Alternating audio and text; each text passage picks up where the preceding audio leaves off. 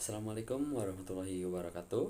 Izin memperkenalkan diri, nama saya Rian Fatanur Rahmat dengan NIM 122200007 dari program studi Teknik Pertambangan Institut Teknologi Sains Bandung, dan rekan saya yaitu Bosidawa Mulyana dengan NIM 122200003 dari program studi Teknik Pertambangan Institut Teknologi Sains Bandung.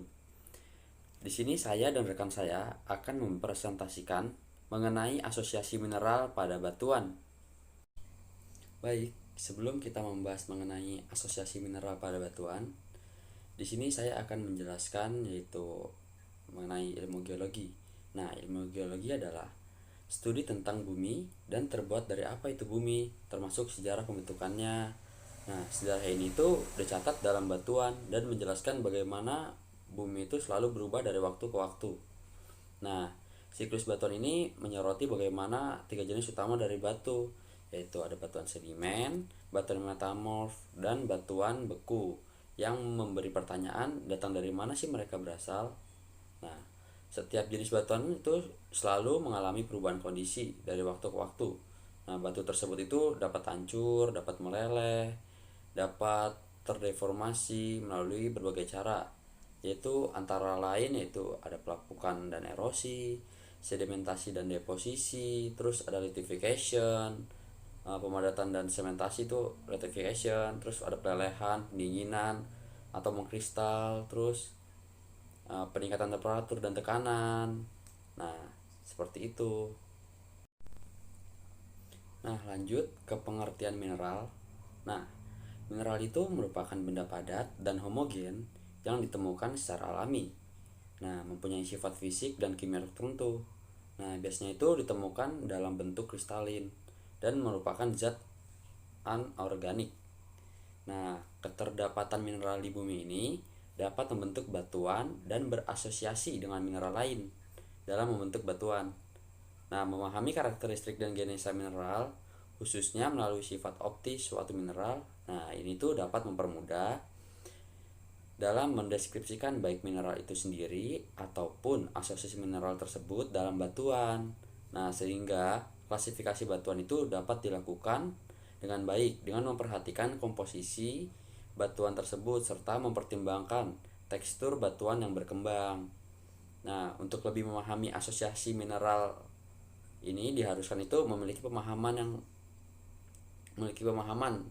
terdapat setiap klasifikasi batuan. Nah, sehingga itu terbentuk pola pikir yang logis atas keterdapatan setiap mineral dalam batuan tertentu. Nah, baik, untuk selanjutnya kita akan membahas tentang batuan beku. Nah, teman-teman di sini semuanya mungkin sudah tahu kan batuan beku. Nah, batuan beku itu terbentuk dari pendinginan magma. Nah, saat magma lebih dekat ke permukaan, nah magma itu akan mendinginnya lebih cepat. Nah, kecepatan pendinginan magma akan mengontrol tekstur dan pembentukan mineral pada batuan. Nah, contohnya itu granit. Granit itu merupakan salah satu contoh batuan beku yang terbentuk dari pendinginan magma yang lambat. Nah, secara genesa batuannya, kondisi temperatur, tekanan, dan waktu serta kandungan komposisi magma akan membentuk mineral tertentu pada batuan. Nah, hal ini tuh dapat dipelajari dengan memperhatikan diagram berikut. Nah, ya mungkin teman-teman udah pada tahu kan itu diagram apa. Itu merupakan diagram deret Bowen. Nah, deret Bowen itu adalah deret yang memperlihatkan diferensiasi mineral hasil pembekuan magma berdasarkan pendinginan magma. Nah, dalam susunan deret Bowen ini, temperatur pembentukan kristal-kristal mineral makin rendah itu makin ke bawah. Nah, deret Bowen itu menyimpan dua poin penting, yaitu tentang temperatur terbentuknya mineral dan tentang sifat mineral yang terbentuk. Nah, ketika magma bergerak menuju ke permukaan bumi, maka temperaturnya itu berangsur turun dan mulai membentuk mineral. Nah, mineral yang pertama kali terbentuk itu merupakan mineral-mineral yang bersifatnya basa. Nah, yang tersusun itu dari unsur-unsur magnesium, ferum, dan kalsium. Contohnya itu ada olivin dan piroksen. Nah, lalu selanjutnya itu terbentuk mineral-mineral yang bersifat intermediate. Nah, seperti hornblende atau biotit. Dan yang terakhir itu adalah mineral-mineral yang bersifatnya itu asam. Nah, yang mengandung banyak silika dan aluminium. Nah, seperti muskovit, terus kuarsa. Nah, sehingga pada batuan beku itu sangat jarang temukan mineral yang bersifatnya basa berasosiasi dengan mineral asam. Baik, untuk selanjutnya itu saya akan membahas mengenai klasifikasi batuan beku. Nah, sebelumnya saya akan membahas dulu klasifikasi batuan beku itu berdasarkan dari genetiknya. Nah, penggolongan ini itu berdasarkan genesa atau tempat terjadinya dari batuan beku. Pembagian batuan beku ini merupakan pembagian awal sebelum dilakukan penggolongan batuan lebih lanjut. Nah, pembagian genetik batuan beku ini ada batuan beku intrusif dan ada batuan beku ekstrusif. Nah, batuan beku intrusif ini batuannya itu terbentuk di bawah permukaan bumi. Nah, sering juga disebut dengan batuan beku dalam atau batuan beku plutonik. Nah, batuan beku intrusif ini mempunyai karakteristik diantaranya pendinginannya itu sangat lambat, mungkin dapat sampai jutaan tahun lah. Nah, kemungkinan itu tumbuhnya kristal-kristal yang besar itu dan sempurna bentuknya. Nah, menjadi tubuh batuan beku intrusif. Nah, tubuh batuan beku intrusif sendiri itu mempunyai bentuk dan ukuran yang beragam. Nah, tergantung pada kondisi magma dan batuan di sekitarnya. Nah, berdasarkan kedudukannya itu terhadap perlapisan batuan yang diterobosnya, struktur tubuh batuan beku intrusif itu terbagi menjadi dua, yaitu ada konkordan dan ada diskordan. Nah, struktur tubuh batuan beku yang memotong lapisan batuan itu di sekitarnya disebut diskordan. Nah, yaitu ada batolit. Nah, batolit itu merupakan tubuh batuan beku dalam yang paling besar dimensinya. Nah, bentuknya itu tidak beraturan, memotong lapisan-lapisan batuan yang diterobosnya. Nah, kebanyakan batolit itu merupakan kumpulan massa dari sejumlah tubuh-tubuh intrusi yang berkomposisi agak berbeda. Nah, perbedaan ini itu mencerminkan bervariasinya magma pembentuk batolit. Nah, beberapa batolit itu mencapai lebih dari 1000 km panjangnya dan 250 km lebarnya. Nah, dari penelitian geofisika dan penelitian singkapan di lapangan didapatkan bahwa tebal batolit itu antara 20-30 km. Nah, batolit itu tidak terbentuk oleh magma yang menyusup dalam rekahan. Nah, karena tidak ada rekahan yang sebesar dimensi batolit. Wah, gede banget ya. Nah, karena besarnya, batolit ini dapat mendorong batuan yang di atasnya. Meskipun batuan yang diterobos dapat tertekan ke atas oleh magma yang bergerak ke atas secara perlahan. Nah, tentunya itu ada proses lain yang bekerja. Magma yang naik melepaskan fragmen-fragmen batuan yang menutupinya. Nah, proses ini itu dinamakan dengan stopping. Nah, blok-blok hasil stopping itu lebih padat dibandingkan magma yang naik. Nah, sehingga itu jadi mengendap. Nah, saat mengendap itu fragmen-fragmen ini itu bereaksi dan sebagian terlarut dalam magma. Nah, tidak semua magma itu terlarut dan mengendap di dasar dapur magma. Nah, setiap fragmen batuan yang berada dalam tubuh magma yang sudah membeku itu dinamakan kenolit. Oke. Terus ada stok. Nah, stok itu seperti batolit ya. Nah, bentuknya itu tidak beraturan juga dan dimensinya itu lebih kecil dibandingkan dengan batolit. Nah, tidak lebih dari 10 km. Nah, stok ini merupakan penyerta suatu tubuh batolit atau bagian atas batolit. Nah, terus ada dike. Nah, disebut juga gang. Nah, merupakan salah satu badan intrusi yang dibandingkan dengan batolit. Nah, ini tuh berdimensi kecil, bentuknya tabular.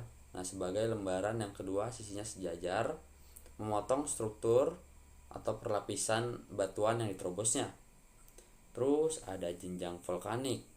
Nah, jenjang vulkanik itu adalah pipa gunung api di bawah kawah yang mengalir magma ke pundan. Nah, kemudian itu setelah batuan yang menutupi di sekitarnya tererosi, nah maka batuan beku yang terbentuknya itu kurang lebih silindris. Nah, dan menonjol dari topografi di sekitarnya. Nah, bentuk-bentuk yang sejajar ini dengan struktur batuan di sekitarnya itu disebut konkordan. Nah, diantaranya itu ada sil. Nah, sil itu adalah intrusi batuan beku yang konkordan atau sejajar terhadap perlapisan batuan yang diterobosnya, berbentuk tabular dan sisinya itu sejajar. Terus ada lakolit. Nah, lakolit itu sejenis dengan sil. Yang membedakannya itu adalah bentuk bagian atasnya. Nah, batuan yang diterobosnya melengkung atau cembung ke atas, membentuk kubah landai. Nah, sedangkan bagian bawahnya itu mirip dengan sil. Nah, akibat proses-proses geologi, baik oleh gaya endogen maupun gaya eksogen, batuan beku itu dapat tersingkap di permukaan. Terus ada lopolit. Nah, bentuknya itu mirip dengan lakolit. Hanya saja bagian atas dan bawahnya itu cekung ke atas. Terus yang kedua itu tadi ada batuan beku ekstrusif. Nah, batuan beku ekstrusif itu apa sih? Nah, batuan beku ekstrusif itu adalah batuan beku yang proses pembentukannya itu berlangsung di permukaan bumi. Nah, batuan beku ekstrusif ini itu yaitu lava yang memiliki berbagai struktur yang memberi petunjuk mengenai proses yang terjadi pada saat pembekuan lava tersebut. Nah, strukturnya itu diantaranya itu ada setting joint. Nah, setting joint itu yaitu struktur batuan beku yang terlihat sebagai lapisan. Nah, terus ada columnar joint. Nah, terus yaitu struktur yang memperlihatkan batuan terpisah poligonal seperti batang pensil. Terus ada pilau lava, yaitu struktur yang menyerupai bantal yang menggumpal-gumpal. Nah, itu hal itu tuh kenapa sih menggumpal-gumpal? Itu tuh diakibatkan oleh proses pembekuan yang terjadi pada lingkungan air. Terus ada vesikular, yaitu struktur yang memperlihatkan lubang-lubang pada batuan beku.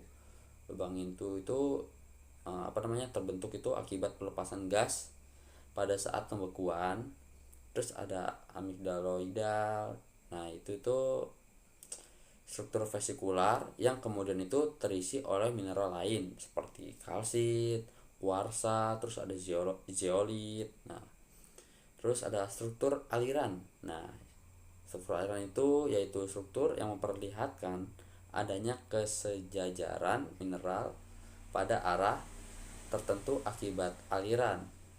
Nah, baik, untuk selanjutnya itu yaitu klasifikasi batuan beku itu berdasarkan komposisi kimianya. Nah, batuan beku itu disusun oleh senyawa-senyawa kimia yang membentuk mineral penyusun batuan beku. Nah, salah satu klasifikasi batuan beku dari kimia adalah dari senyawa oksidanya. Nah, seperti SiO2, TiO2, AiO2, Fe2O3, terus ada FeO, terus ada MnO, terus MgO, terus ada CaO, Na2O, K2O, H2O+, P2O5. Nah, dari persentase setiap senyawa kimia dapat mencerminkan beberapa lingkungan pembentukan mineral. Nah, analisa kimia batuan dapat dipergunakan untuk penentuan jenis magma asal, pendugaan temperatur pembentukan magma, kedalaman magma asal, dan banyak lagi kegunaan lainnya. Nah, dalam analisis kimia batuan beku, diasumsikan bahwa batuan tersebut itu mempunyai komposisi kimia yang sama dengan magma sebagai pembentukannya. Nah, batuan beku yang telah mengalami ubahan atau pelapukan akan mempunyai komposisi kimia yang berbeda. Karena itu, batuan yang akan dianalisa haruslah batuan yang sangat segar dan belum mengalami ubahan. Namun, begitu sebagai catatan pengelompokan yang didasarkan kepada susunan kimia batuan, jarang dilakukan. Nah, itu tuh disebabkan itu di samping prosesnya lama dan mahal. Nah, karena itu harus dilakukan melalui analisa kimiawi. Nah, pembagian kimia batuan beku, asam dan basa berdasarkan kimia oksida. Nah, contohnya itu pada tabel berikut. Nah, pada tabel itu tuh komposisi kimia dari beberapa jenis batuan beku itu yang terdapat pada tabel di atas, yaitu hanya batuan intrusi saja. Nah, dari sini terlihat dong perbedaan presentase dari setiap senyawa oksida. Nah, salah satu contohnya itu ialah dari oksida SiO2. Nah, jumlah terbanyak itu dimiliki oleh batuan granit dan semakin menurun ke batuan peridotit. Nah, atau batuan ultra basah. Nah, sedangkan MgO dari batuan granit, nah batuan asam, nah semakin bertambah kandungannya ke arah batuan peridotit yang ultra basah. Nah, kandungan senyawa kimia batuan ekstrusi itu identik dengan batuan intrusinya.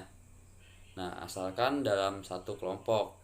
Nah, hal ini itu hanya berbeda tempat terbentuknya saja, sehingga menimbulkan pula itu perbedaan di dalam besar butir dari setiap jenis mineralnya.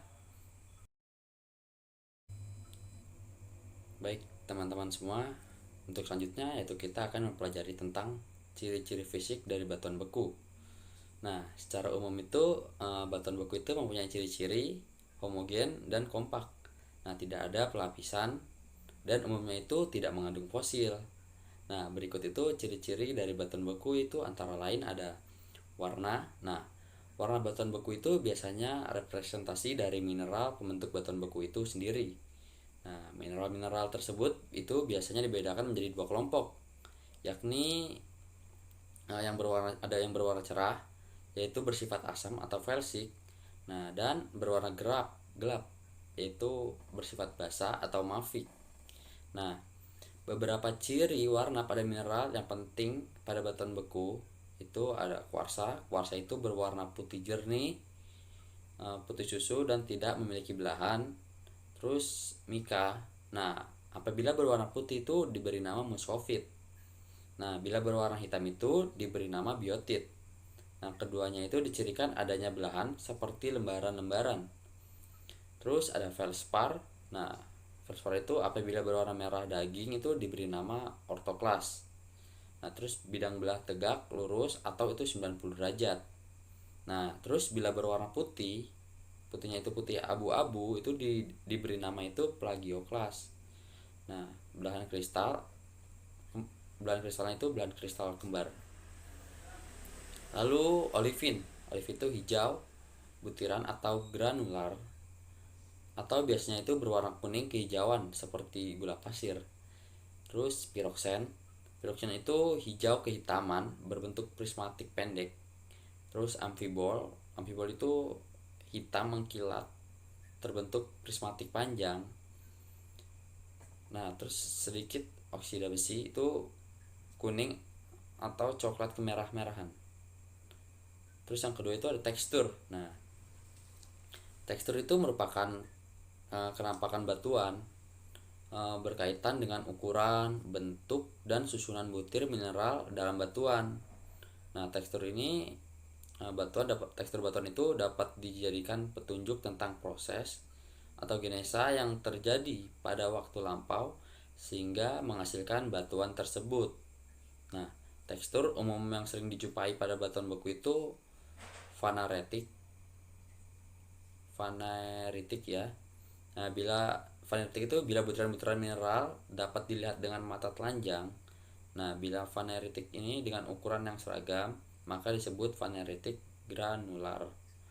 Terus ada afanitik. Afanitik itu bila butiran-butirannya itu mineral sangat halus sehingga tidak dapat dilihat dengan mata telanjang. Terus ada porfiritik. Itu bila mineral butiran yang besar fenokrisnya dikelilingi mineral-mineral yang berukuran butir lebih kecil massa dasarnya. Terus ada glasi atau gelas. Itu bila batuan beku itu tersusun oleh gelas atau kaca. Terus fragmental. Nah, fragmental ini bila batuan beku ini terdiri dari fragmen atau bagian-bagian batuan beku hasil erupsi gunung api. Lalu yang ketiga itu ada struktur. Nah, struktur itu adalah kenampakan hubungan antar bagian batuan yang berbeda. Macam-macam struktur yang terdapat pada batuan beku itu ada masif. Nah, masif ini bila batuan tersebut itu pejal tanpa retakan maupun lubang gas. Terus ada jointing. Nah, jointing ini bila batuan tampak memiliki retakan. Terus ada vesikular. Vesikular itu bila batuan tersebut itu memiliki lubang-lubang gas. Terus ada aliran. Aliran itu bila batuan tersebut itu memiliki pesan orientasi sejajar seperti aliran atau sisipan. Sisipan mineral-mineral sekunder yang terbentuk setelah pembentukan magma. Lalu yang keempat itu ada komposisi mineral pembentukan batuan. Nah, mineral-mineral yang terdapat pada batuan beku itu antara lain kuarsa, mika, feldspar, olivin, piroksen. Nah, selanjutnya itu berdasarkan tatanan tektonik. Nah, menurut keterdapatannya itu berdasarkan tatanan tektonik dan posisi pembekuannya. Nah, batuan beku itu diklasifikasikan sebagai batuan intrusi plutonik atau dalam. Nah, berupa granit, syenit, diorit, dan gabbro. Intrusi dangkalnya itu yaitu ada dasit, andesit, basaltik, andesitik, riolit, dan batuan gunung api. Atau ekstrusi yaitu riolit, lava andesit, lava basal. Nah, tabel berikut itu yaitu klasifikasi batuan beku itu berdasarkan letak atau keterdapatannya. Baik, nah untuk selanjutnya itu kita akan membahas mengenai setting tektonik dari batuan beku. Nah, konsep utama dari proses partial melting sendiri itu adalah selalu membentuk magma yang bersifat lebih felsik dibanding dengan sifat batuan asalnya. Pembentukan batuan yang dapat mengakibatkan proses partial melting dan pembentukan batuan beku itu dipengaruhi oleh setting tektonik dari tempat terbentuknya. Nah, di setiap setting tektonik itu akan menghasilkan batuan beku yang umumnya berbeda-beda. Nah, oleh karena itu akan dibahas lebih lanjut setting tektonik pembentukan batuan beku. Nah, yang pertama itu ada munggungan tengah samudra atau mid oceanic ridge. Nah, pada pegunungan tengah samudra ini terjadi rekahan atau rift akibat dari aktivitas tektonisme. Nah, rekahan tersebut ini dapat semakin lebar sehingga akan terjadi proses penurunan tekanan pada dalam kerak yang berakibat magma yang berasal dari mantel yang umumnya bersifat ultramafik atau ultrabasaltik, keluar ke permukaan.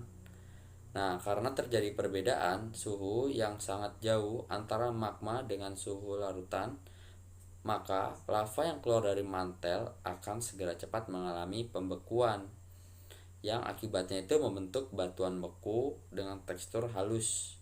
Nah, karena magma ini itu bersifat ultrabasa atau basa, maka batuan yang terbentuk umumnya adalah basalt dan gabbro porphyry. Yang kedua itu ada subduksi lempeng samudra dengan lempeng benua.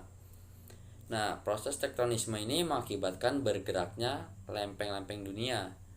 Pada daerah batas konvergen antara lempeng samudra dan lempeng benua akan terjadi pertemuan yang mengakibatkan penunjaman lempeng samudra menunjam ke dalam lempeng benua karena densitasnya lebih tinggi atau yang biasa disebut subduksi. Nah, daerah ini itu akan disebut daerah subduksi. Pada daerah ini batuan pada kerak samudra yang menunjam akan mengalami partial melting. Nah, karena mengalami perubahan gradien suhu dan tekanan yang tinggi. Nah, akibatnya itu batuan ini membentuk kerak samudra tersebut akan terdeformasi membentuk magma batu melalui proses partial melting.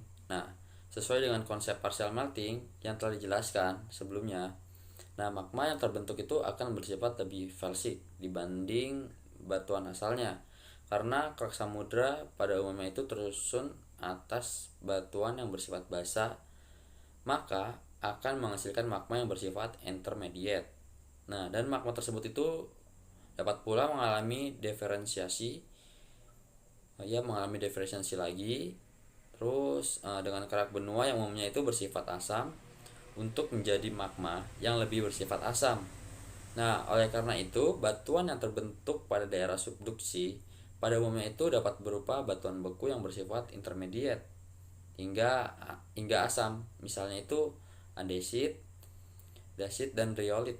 Nah, yang ketiga itu ada busur kepulauan, Island Arch. Nah, pada busur kepulauan, aktivitas tektonismenya itu hampir sama dengan subduksi. Ya, subduksi lempeng samudra dengan benua. Namun yang membedakan proses ini itu adalah terjadi antara lempeng samudra dengan lempeng samudra.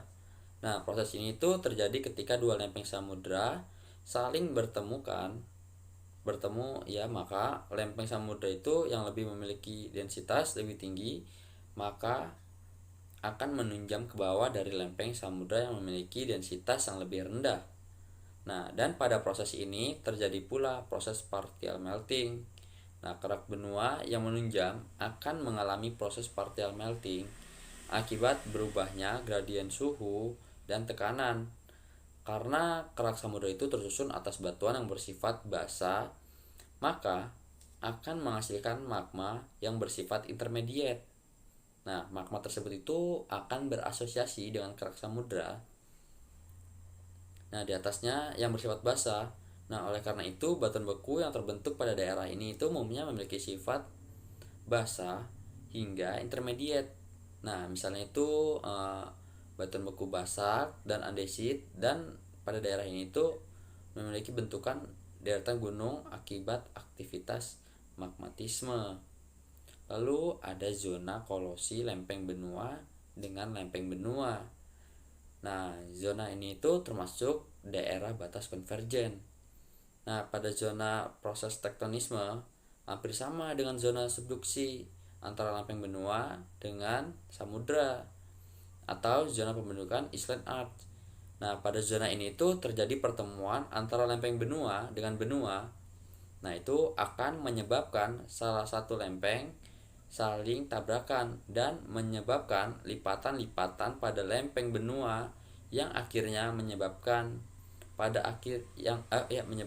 yang akhirnya itu salah lempeng akan menunjam relatif terhadap lempeng yang satunya. Nah, pada daerah ini tuh terjadi perubahan gradien suhu geotermal dan tekanan yang akhirnya itu menyebabkan terjadinya proses partial melting. Nah, dari proses ini itu akan menghasilkan magma yang bersifat felsik. Nah, oleh karena itu pada daerah ini tuh terbentuklah batuan yang pada umumnya bersifat felsik. Nah, misalnya aja granit dan granodiorit. Nah, untuk selanjutnya itu zona rekahan benua. Nah, pada zona ini tuh termasuk pada daerah batas divergen yang baru terbentuk. Nah, proses tektonisme ini pada daerah ini tuh bermula dari saling menjauhnya suatu daerah pada lempeng benua yang menyebabkan terjadinya rift atau zona sesar turun pada daerah tersebut. Karena daerah tersebut itu semakin merekah ketika ketika lempeng tersebut itu semakin tipis. Nah, itu tuh magma yang berasal dari mantel yang bersifat basaltik itu pun dapat masuk ke dalam rekahan tersebut. Yang magma tersebut itu dapat berdiferensiasi dengan batuan sekitar yang umumnya itu bersifat felsik. Nah, sehingga itu pada daerah ini tuh terbentuk batuan beku yang bersifat mafik hingga intermediate.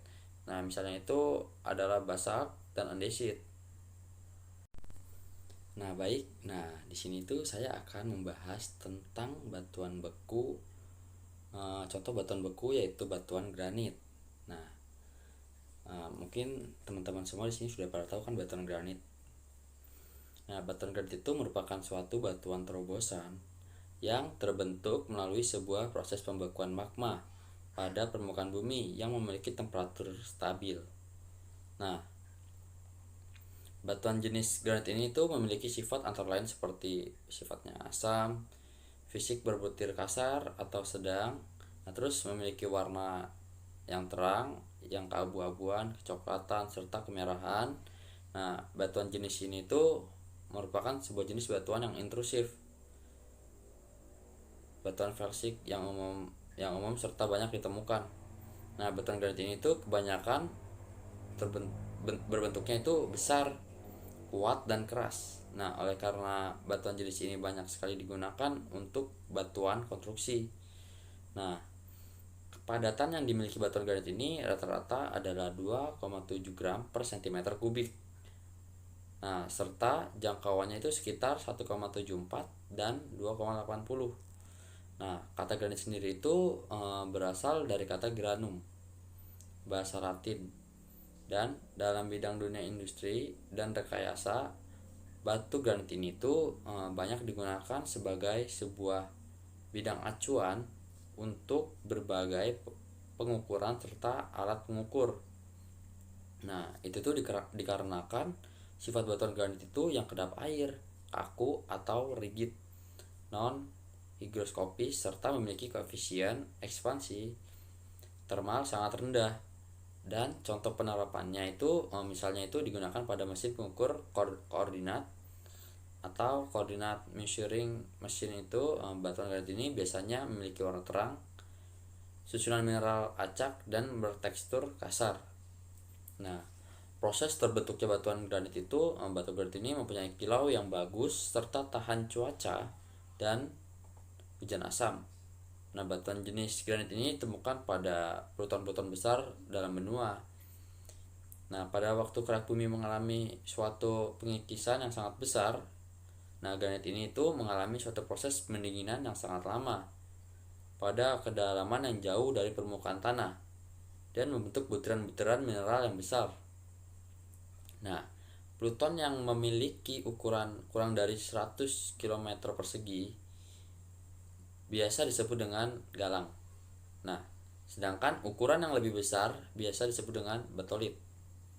Nah, selain itu batuan granit juga bisa terbentuk akibat letusan lava pijar yang dikeluarkan oleh gunung api. Nah, saat lava pijar keluar dari perut bumi itu serta memenuhi daratan bumi, nah akan tetapi lava pijar dengan komposisi yang sama dengan batu granit hanya akan keluar pada permukaan bumi, yang mana dapat diartikan bahwa granit terbentuk melalui suatu pelelehan batuan benua, di mana pelelehan tersebut itu dapat terjadi karena penambahan panas serta penambahan volatil yaitu air atau karbon dioksida atau bahkan keduanya. Nah, permukaan benua tersebut itu relatif panas karena banyak mengandung sebagian besar dari uranium serta potasium yang bisa memanaskan daerah sekelilingnya dengan peluruhan radioaktif. Nah, proses dari lempeng tektonik dapat menyebabkan naiknya magma basaltik dari bawah benua. Selain daripada panas, nah karbon dioksida tersebut itu juga melepaskan air dan magma yang akan membantu semua jenis dari batuan untuk meleleh pada suhu yang lebih rendah. Nah, diperkirakan sejumlah besar dari magma basaltik ini bisa menempel pada bagian bawah dari semua benua, yang mana proses tersebut itu biasa disebut dengan underplating. Nah, dengan pelepasan suhu panas serta cairan yang lambat tersebut, nah sejumlah besar dari kerak benua dapat berubah menjadi batu granit pada waktu yang bersamaan. Nah, ada 3 hal mendasar yang bisa membedakan batu granit dengan jenis batuan yang lain, yaitu granit terbentuk dari sejumlah butiran mineral besar dan bersatu erat. Nah, yang kedua itu granit ini selalu terdiri dari mineral kuarsa dan feldspar, dan dengan atau tanpa kandungan jenis mineral yang lain di dalamnya. Nah, dan yang ketiga itu adalah hampir dari semua jenis batuan granit ini memiliki bentuk yang beku dan plutonik. Nah, pengaturan acak dari butiran batu granit ini itu merupakan sebuah bukti otentik akan asal plutoniknya. Nah, batuan granit ini mempunyai banyak manfaat loh. Antara lain yaitu sebagai bahan baku pembuatan tegel. Nah, lembaran granit yang sudah dipoles ini juga dapat dipergunakan sebagai ornamen dinding. Nah, batuan ini tuh lebih resisten akan sinar matahari dan air hujan. Nah, mungkin untuk selanjutnya akan dijelaskan oleh rekan saya yaitu Bosidawa Mulyana. Pada beliau saya persilahkan. Selanjutnya kita akan membahas batuan sedimen. Apa itu batuan sedimen? Batuan sedimen ini berasal dari batuan yang lebih dahulu terbentuk, yang mengalami pelapukan, erosi, dan kemudian lapukannya diangkut oleh air, udara, atau juga es.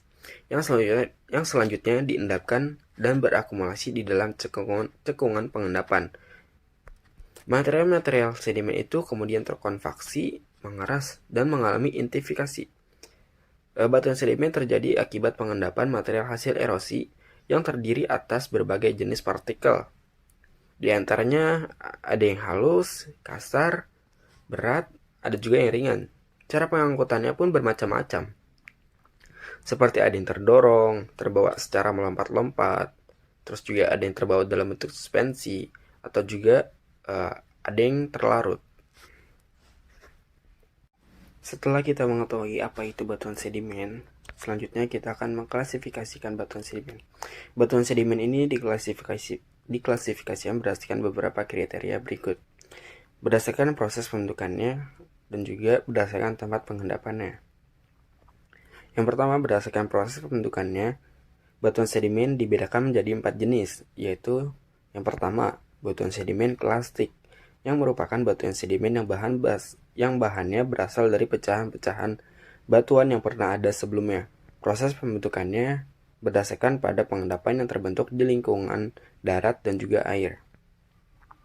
Selanjutnya adalah batuan sedimen kimiawi, yang merupakan batuan sedimen yang bahannya berasal dari proses kimia.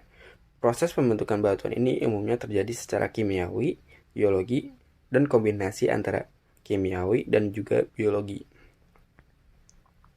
Yang ketiga adalah batuan sedimen organik, yang merupakan batuan sedimen yang terbentuk dari pengendapan sisa-sisa bagian tubuh makhluk hidup dan mineral-mineral yang dihasilkannya. Ciri utama batuan sedimen organik adalah memiliki warna yang gelap sampai ke hitam. Yang keempat adalah batuan sedimen vulkanik, yang merupakan batuan sedimen yang terbentuk dari hasil letusan Gunung Merapi. Contoh batuan jenis ini adalah batu breksi dan juga aglomerat. Yang kedua, berdasarkan tempat pengendapannya. Batuan sedimen ini dibedakan menjadi 4 jenis juga, yaitu yang pertama, batuan sedimen terestial.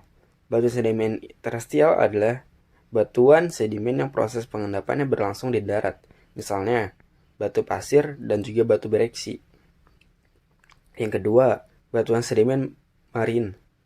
Batuan sedimen marine adalah batuan sedimen yang proses pengendapannya berlangsung di laut, misalnya batu gamping dan juga batu garam. Yang ketiga adalah batuan sedimen fluvial. Batuan sedimen fluvial adalah batuan sedimen yang proses pengendapannya berlangsung di sungai, misalnya batu pasir dan juga batu lempung. Dan yang terakhir adalah batuan sedimen glasial. Batuan sedimen glasial adalah batuan sedimen yang proses pengendapannya berlangsung dari daerah es atau juga salju, misalnya batu morena. Setelah mengetahui apa itu batuan sedimen dan juga kita telah mengklasifikasi batuan sedimen, selanjutnya kita akan membahas karakteristik batuan sedimen. Karakteristik batuan sedimen dapat dilihat dari beberapa aspek, yaitu warna batuan sedimen. Batuan sedimen sering kita jumpai umumnya memiliki warna terang seperti putih, kuning, atau juga abu-abu terang. Namun ada juga batuan sedimen yang memiliki warna gelap seperti hitam, coklat, dan juga merah. Warna batuan sedimen tergantung pada komposisi mineral penyusunnya. Bentuk butir penyusun batuan sedimen berdasarkan perbandingan dimensi tinggi, panjang, dan lebarnya. Ada 4 bentuk batuan sedimen, yaitu yang pertama, oblet, apabila ukuran tinggi sama dengan panjang, tapi tidak sama dengan lebarnya. Yang kedua, equan, apabila ukuran tinggi, panjang, dan lebarnya hampir sama. Yang ketiga adalah blended, apabila ukuran tinggi, panjang, dan lebarnya berbeda-beda. Dan yang terakhir adalah prolet, apabila ukuran panjang dan lebarnya sama, tetapi ukuran tingginya berbeda. Dan ciri karakteristik terakhir adalah kebundaran penyusun batuan sedimen. Berdasarkan kebundaran material penyusun batuan, komponen batuan sedimen dibedakan menjadi 6 tingkatan, yaitu sangat meruncing, meruncing tanggung, membundar, dan sangat membundar. Selanjutnya, kita akan membahas contoh batuan sedimen. Contoh batuan sedimen yaitu batuan lempung. Batu lempung ini terbentuk dari proses pelapukan dan alterasi dari batuan beku dan akan ditemukan di sekitar beberapa batuan induknya. Kemudian, material dari lempung ini akan mengalami proses yang didiagnosa sehingga membentuk beberapa batuan lempung. Ciri-ciri dari batu lempung adalah mempunyai warna coklat, warna keemasan, warna merah, dan juga warna abu-abu. Batuan ini dimanfaatkan sebagai bentuk kerajinan. Selanjutnya, kita akan membahas batuan metamorf. Batuan metamorf adalah batuan yang terbentuk dari proses metamorfisme. Batuan-batuan sebelumnya, karena perubahan temperatur dan tekanan. Metamorfisme terjadi pada keadaan padat, dari keadaan padat ke padat, meliputi proses kristalisasi, reorientasi, dan pembentukan mineral-mineral baru yang terjadi dalam lingkungan sama sekali berbeda dengan lingkungan batuan asalnya terbentuk. Banyak mineral yang mempunyai batas-batas kestabilan tertentu, yang jika dikenakan tekanan dan temperatur yang melebihi batas, maka akan terjadi penyesuaian dalam batuan dengan membentuk mineral-mineral baru yang stabil.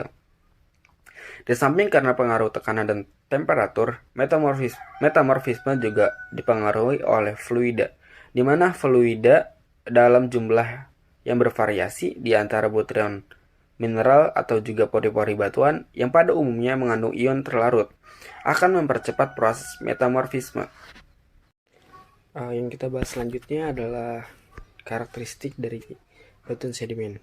Karakteristik batuan sedimen itu dipengaruhi oleh beberapa faktor dalam pembentukan batuan. Di antaranya yaitu pertama, komposisi mineral batuan asal. Yang kedua adalah tekanan dan temperatur saat proses metamorfisme. Yang ketiga adalah pengaruh gaya tektonik. Yang keempat adalah pengaruh fluida. Mineral metamorfik adalah mineral yang terbentuk hanya pada suhu dan tekanan tinggi terkait dengan proses metamorfosis. Mineral ini dikenal sebagai mineral indeks, termasuk silimanit, kyanit, staurolit, andalusit, dan beberapa gamet. Mineral lainnya seperti olivin, piroxen, amphibol, mika, feldspar, dan kuarsa dapat ditemukan dalam batu metamorf, tetapi belum tentu merupakan hasil dari proses metamorfisme. Mineral ini terbentuk selama kristalisasi batuan beku. Mereka stabil pada suhu dan tekanan tinggi. Secara kimia tidak berubah ketika selama terjadinya metamorfisme. Namun, semua mineral stabil hanya dalam batas-batas tertentu, dan adanya beberapa mineral dalam batuan metamorf menunjukkan perkiraan suhu dan tekanan di mana mereka terbentuk. Yang selanjutnya kita akan membahas pengklasifikasian batu metamorf. Untuk mengklasifikasi batu metamorf terbagi dari beberapa macam. Yang pertama, berdasarkan komposisi kimia. Klasifikasi ini ditinjau dari unsur-unsur kimia yang terkandung dalam batuan metamorf yang mencirikan batuan asalnya. Terbagi dalam 5 kelompok. Yang pertama adalah calcic metamorphic rock. Adalah batuan metamorf yang berasal dari batuan yang bersifat kaya unsur Al, umumnya terdiri atas batu lempung dan juga serpih. Sebagai contoh adalah batu sabak dan juga pilit. Yang kedua adalah quartz metamorphic rock. Adalah batu metamorf yang berasal dari batuan yang kaya unsur kuarsa dan juga feldspar. Batuan asal umumnya terdiri dari batu pasir, batuan beku basa. Sebagai contoh adalah batu gneiss. Yang ketiga adalah calcareous metamorphic rock. Adalah batuan metamorf yang berasal dari batu gamping dan juga dolomit. Sebagai contoh adalah batu marmer. Yang keempat adalah basic metamorphic rock. Adalah batuan metamorf yang berasal dari batuan beku, basa semi, dan juga tufa, dan batuan sedimen yang bersifat nalapan. dengan kandungan unsur K, Al, Fe, dan juga Mg. Yang kelima adalah Magnesia Metamorphic Rock, adalah batuan yang berasal dari batuan yang kaya akan unsur Mg. Sebagai contoh adalah schist chloride. Untuk klasifikasi yang kedua adalah berdasarkan asosiasi di lapangan.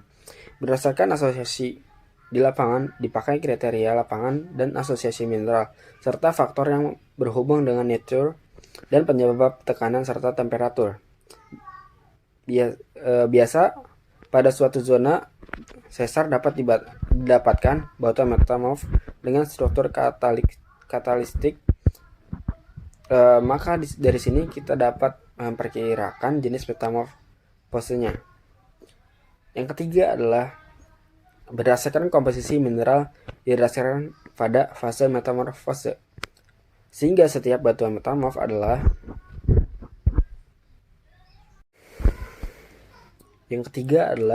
berdasarkan komposisi mineral didasarkan pada fase metamorfose, sehingga setiap batuan metamorf akan mempunyai komposisi mineral yang spesifik. Hal ini disebabkan karena bila batuan asal mempunyai komposisi mineral yang khas, maka akan menghasilkan batuan metamorf yang memiliki komposisi mineral yang khas pula. Berdasarkan struktur dan tekstur, batuan metamorf terbagi dari beberapa macam juga. Yang pertama adalah tekstur berdasarkan ketahanan terhadap proses metamorfosa. Berdasarkan ketahanan terhadap proses metamorfosa ini, tekstur batuan metamorf dapat dibedakan menjadi pertama, A. Realik, yang merupakan tekstur batu metamorf yang masih menunjukkan sisa tekstur batuan asalnya, atau tekstur batuan asalnya masih tampak pada batuan metamorf tersebut. Yang B adalah kristalloblastik, yang merupakan tekstur batu metamorf yang terbentuk oleh sebab proses metamorfosa itu sendiri. Batuan dengan tekstur ini sudah mengalami rekristalisasi sehingga tekstur tersebut tidak nampak. Penamaannya menggunakan akhiran blastik. 2. Tekstur berdasarkan ukuran butir. Berdasarkan butirnya, tekstur batu metamorf dapat dibedakan menjadi yang pertama, flanerit, bila butiran kristal masih dapat dilihat dengan mata. Yang kedua, avanitit, bila ukuran butir kristal tidak dapat dilihat dengan mata. Dan yang selanjutnya adalah tekstur berdasarkan individual kristal. Bentuk individu kristal pada batuan metamorf dapat dibedakan menjadi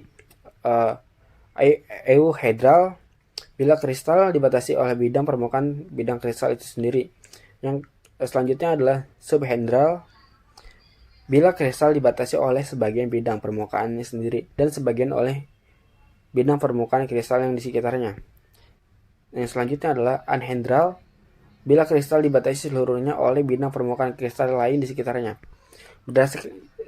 Berdasarkan bentuk kristal tersebut, maka tekstur batuan metamorf dapat dibedakan menjadi idioblastik apabila mineralnya dibatasi oleh kristal berbentuk euhedral. Selanjutnya adalah hipidioblastik apabila mineralnya dibatasi oleh kristal berbentuk anhedral. Yang D adalah tekstur berdasarkan bentuk mineral. Berdasarkan bentuk mineralnya, tekstur batu metamorf dapat dibedakan menjadi lepidoblastik apabila mineralnya penyusunnya berbentuk tabular. Yang selanjutnya adalah nematoblastik apabila mineral penyusunnya berbentuk prismatik. Yang selanjutnya juga adalah granoblastik apabila mineral penyusunnya berbentuk granular ekuidimensional. Batas mineralnya bersifat tidak teratur dan umumnya kristalnya berbentuk anhedral. Yang selanjutnya adalah granoblastik apabila mineral penyusunnya berbentuk granular ekuidimensional, batas mineralnya bersifat tidak teratur dan umumnya kristal berbentuk anhedral. Selain tekstur yang di atas, terdapat beberapa tekstur khusus lainnya, diantaranya adalah sebagai berikut. Yang pertama adalah perfiroblastik apabila terdapat mineral yang ukurannya lebih besar. Tersebut seiring disebut adalah porphyroblast. Yang kedua adalah molar tekstur apabila fragmen mineral yang lebih besar terdapat pada masa dasar mineral yang berasal dari kristal yang sama yang terkena pemecahan. Dan selanjutnya adalah decollage texture, yaitu tekstur kristobalistik batuan polimerik yang tidak menunjukkan keteraturan orientasi. Yang selanjutnya adalah steroidal tekstur, yaitu tekstur yang kenampakannya seperti gula pasir. Batuan mineral yang terdiri dari hanya satu tekstur saja seiring disebut bertekstur homeoblastik. Selanjutnya yang akan kita bahas adalah tatanan batuan metamorf yang berdasarkan sejarah geologi dan tatanan tektonik. Berdasarkan hasil analisis karakteristik batu metamorf di lapangan dan di laboratorium, maka dapat diimplementasikan bahwa batu metamorf terbentuk oleh proses metamorfisme regional akibat adanya proses organisis yang berlangsung lambat pada daerah yang luas. Sementara itu, himpunan batuan di daerah penelitian didominasi oleh batu metamorf derajat rendah yang diawali oleh sekis dan filit, sehingga dapat diinterpretasikan bahwa himpunan batuan di daerah penelitian merupakan kompleks konvergen yang lebih berciri asal kontinen.